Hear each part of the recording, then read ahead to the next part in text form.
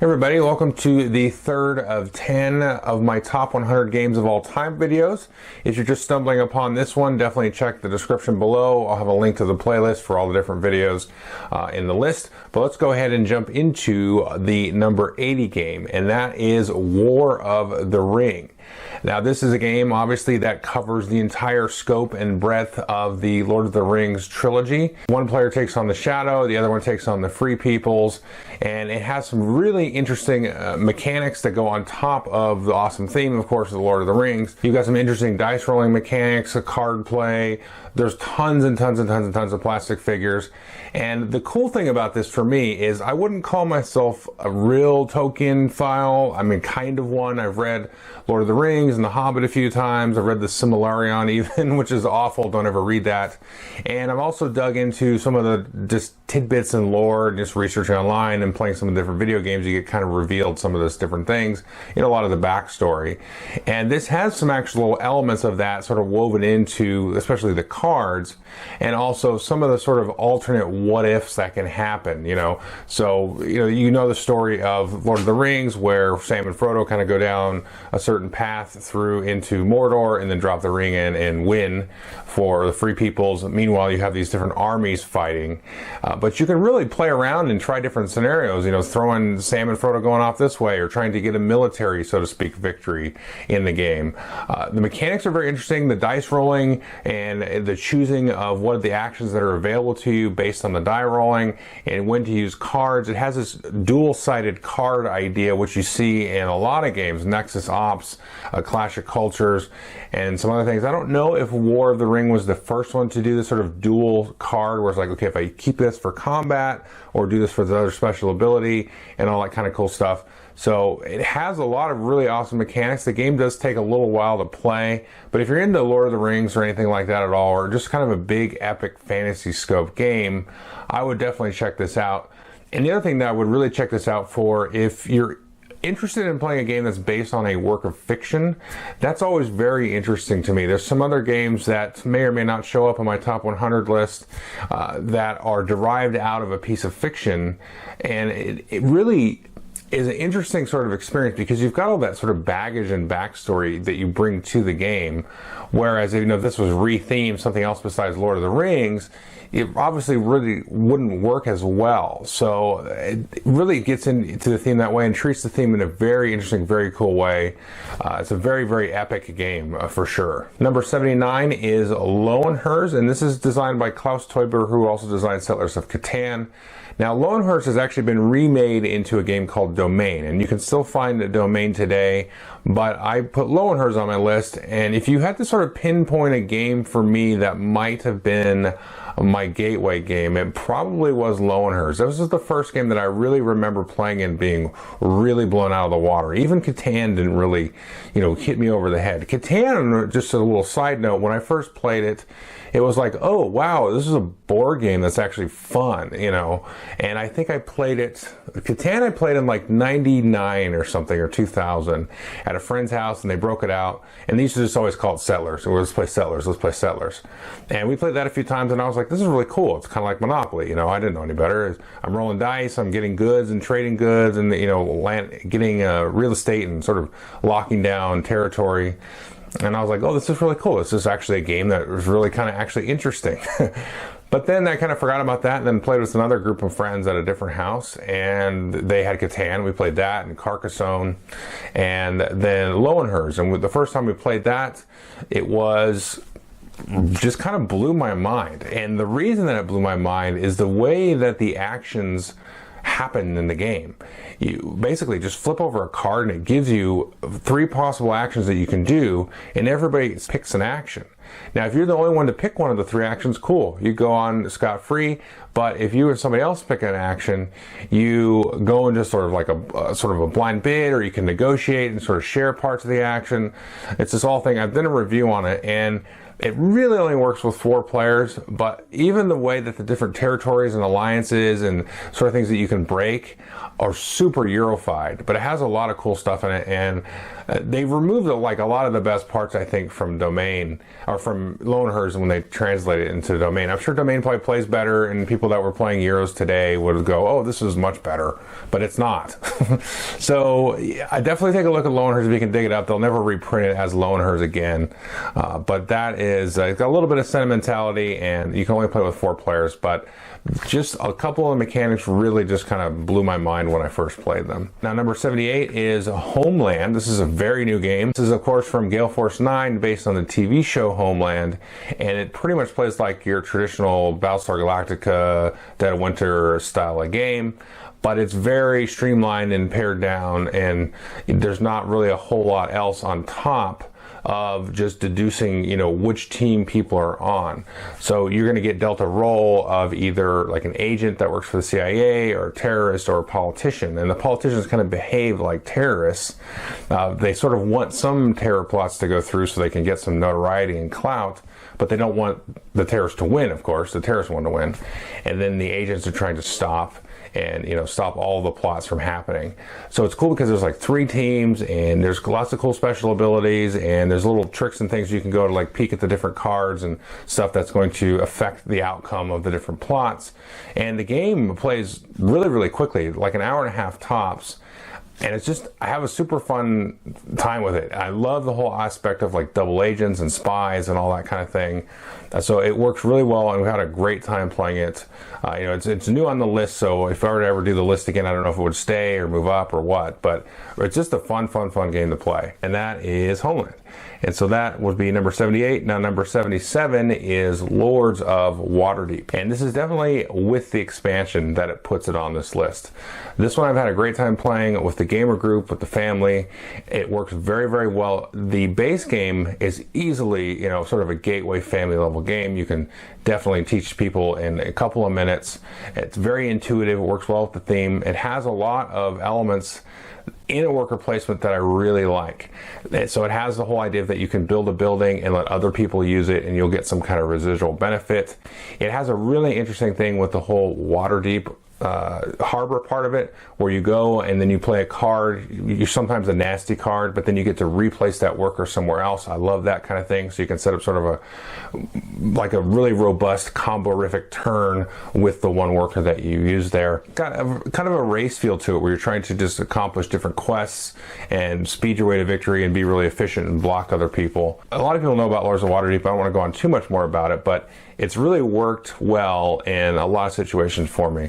And so I would highly recommend checking Lords of Waterdeep if you haven't already. Now, number 76 is another very new game. It's Argent Consortium. Now, you'll probably see some more worker placement games on this list. It's sort of a theme here with Lords of Waterdeep and Argent, and then some others. Argent is a very, very, very, very different game. It is sort of a nightmare in terms of table space, but it has a lot of interesting, innovative new elements that you don't really see in your kind of traditional Euro-y worker placement style game, where you've got to deduce what your actual end game goals are, and it's got a ton of magic spells and all kinds of just craziness that can go into the game. And the game is super configurable as well. You can set up different rooms, the different mages that you can use, which are actually the workers that you place, can have different abilities from game to game, and it gives you this big toolbox to play with.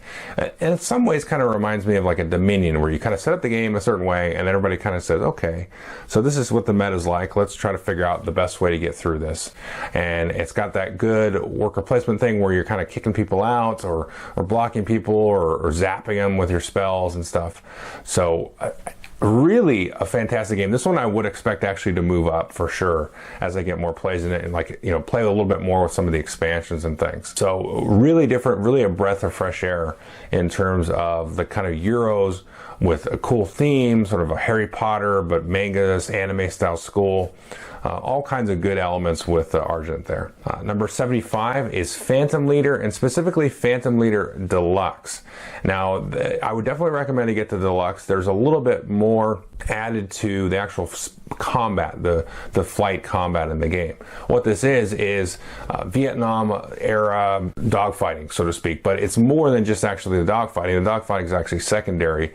You're more playing like a munitions engineer or sort of a commander of a squadron, maintaining the morale of your crew. It's a solitaire game, and you're going on historical missions set during the Vietnam War. You're really responsible for maintaining your pilot's morale as well as the loadouts of the planes and directing a little bit of the dogfighting and the actual mission when it takes place.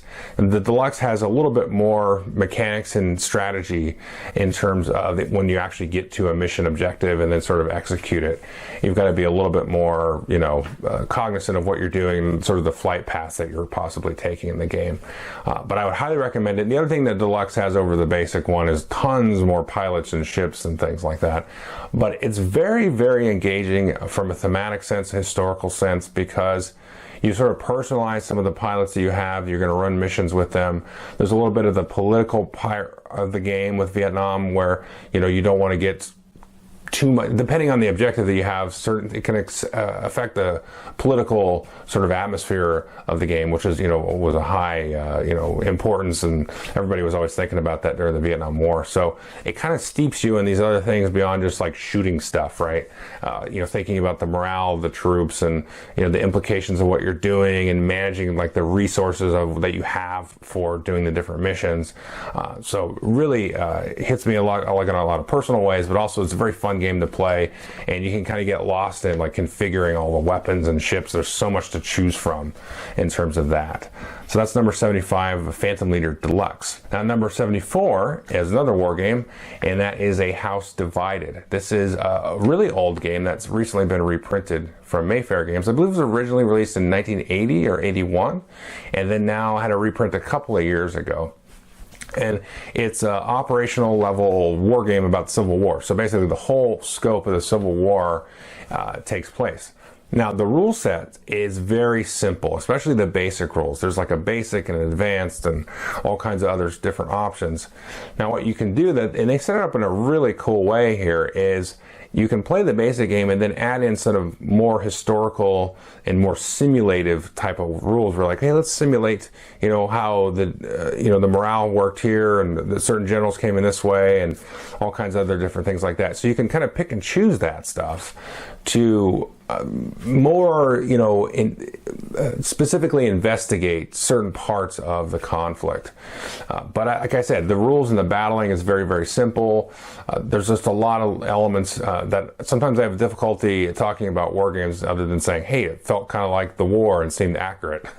So you'll probably see that a couple more times here in this list in total. But it's really cool. I mean, the Civil War is a very interesting war, of course, being an American citizen and trying to figure out why, I don't want to get political, but these idiots were fighting over this stuff without actually just kind of working it out. And it's lots of common sense things that should have just been worked out anyway. But that's all hindsight, right? Because now it's 2015 and I'm a smart ass because I think I know everything.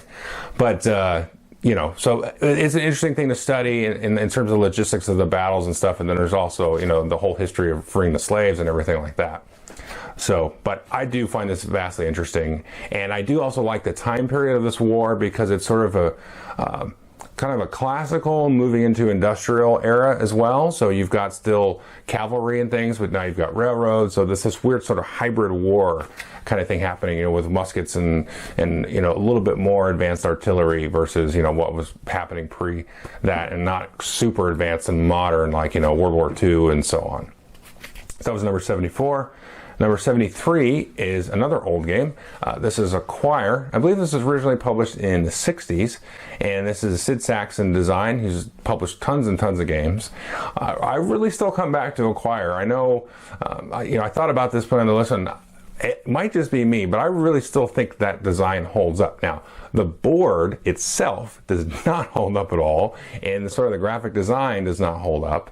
And I think there's probably room here to sort of reinvestigate that a little bit and sort of maybe make it color coded so it's not like A3 and scrabbly, and which really puts people off. I mean, I know people in my gamer group when I've brought it, they're like, get that out of here, would you? I mean, we can play something more modern, but I really enjoy playing Acquire quite a bit.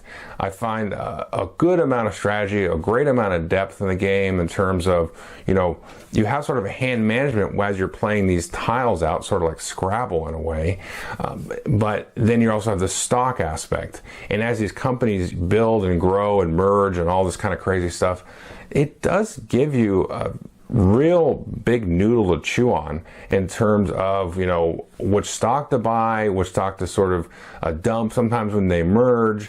But the rule set is very simple. It's like 2 pages of rules, but super, super fun to play, actually. And, you know, this is sort of a guilty pleasure of mine, is actually to play Acquire. So I would definitely check it out. If you've never played Acquire, the version that I showed you there is the 1976 version, but all of the old versions are pretty much like the one that you see in the pictures there.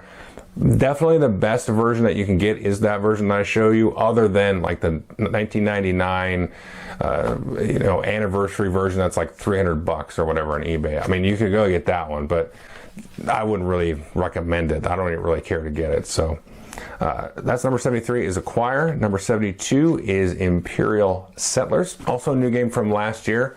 Now this one is actually kind of ticked up a little bit for me once I played with the first expansion. The base game is fine. It's a good game.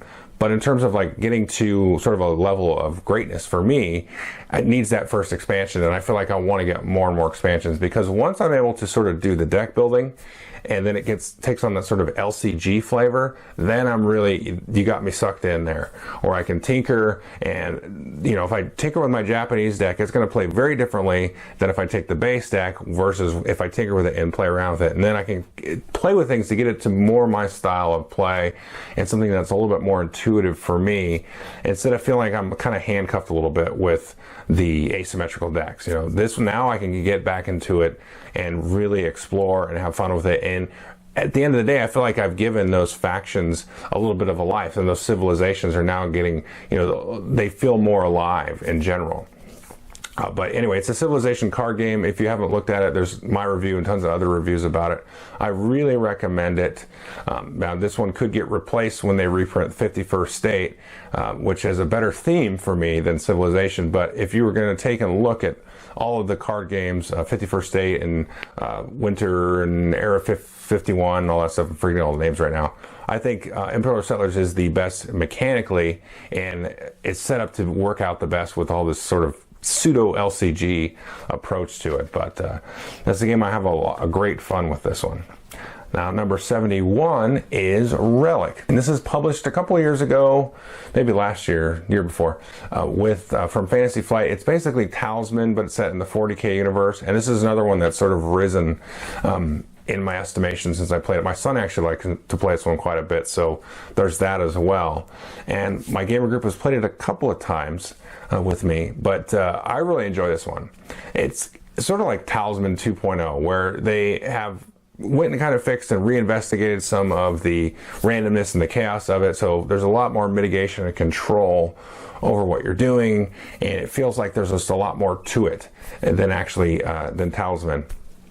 But it's that guilty pleasure thing again, where, you know, it's a roll and move game. It's just kind of simply adventure on the rails and just kind of seeing what happens a little bit. But again, it gives you that little extra chunks to chew on a little bit and play around. But I can kind of play relaxed. You know, I don't really care who wins the game when we play. It's just kind of fun to build up your character and get more equipment and everything and level up. And it's got that sort of RPG adventure flavor to it without being really random and feeling like, you know, I don't have any control over it. I feel like I'm kind of directing, you know, my character. And there's tons of characters. I would definitely get the expansion. At the time of this video, the other expansion might be out. I don't think it'll quite be out, but so there'll be 2 expansions by the time some of you watch this. But definitely get the first expansion, because it gives you a little bit more variety and you can play around, and there's some like team modes and different cool things like that, which are really, really fun to play. So it's that pure sort of Ameritrash type of thing, which is fun. It's like the summer blockbuster movie of board games, right? Sometimes you have like your Schindler's List, sometimes you have your Independence Day, sometimes you have a comedy, sometimes you have some risque comedian that goes off and does something that, you know, is offensive to people, and sometimes you have these other different things. So that's the cool thing about board games, kind of wrapping up this video, is you have these different aspects of it. None of them are actually better than any of the others. So this is your blockbuster, and sometimes I really like to have the blockbuster happen. So anyway, that is the third video. So that's 71 through 80. And this is a Tuesday if you're watching now. So I'll see you again on Thursday. Thanks.